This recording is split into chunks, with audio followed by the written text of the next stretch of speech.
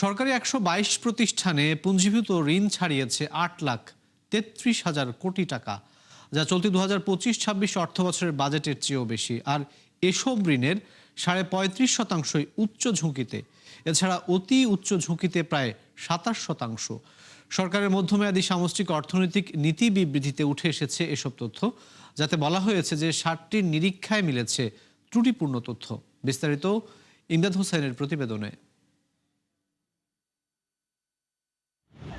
স্বাধীনতার পর দেশের শিল্পায়ন ও শোভন কর্মসংস্থানে বড় ভূমিকা ছিল রাষ্ট্রীয় মালিকানার প্রতিষ্ঠানগুলোর।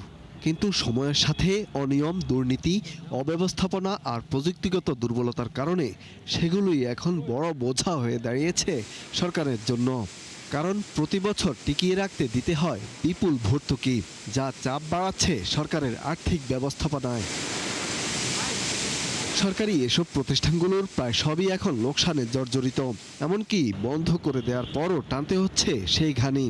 মধ্যমেয়াদী নীতি বিবৃতির তথ্য অনুযায়ী ২০২৩-২৪ অর্থবছরে এরকম ১২২ প্রতিষ্ঠানে মোট দায় ৮,৩৩,২১৬ কোটি টাকা, যা চলতি ২০২৫-২৬ অর্থবছরের মোট বাজেটের চেয়েও বেশি। এই ঋণের সবচেয়ে বড় অংশ বা ৩.৫ লাখ কোটি টাকা সাবসিডিয়ারি ঋণ চুক্তির। বিশ্লেষকরা মনে করেন ক্ষয়িষ্ণু এসব প্রতিষ্ঠান জোর করে টিকিয়ে রাখা অযৌক্তিক।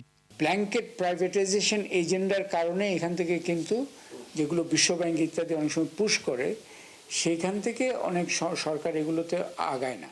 আবার এরা একটা ভেস্টেড গ্রুপও, এখানে যারা কাজ করে তারাও কিন্তু এটাতে কোনো পরিবর্তন আনতে দিতে চায় না।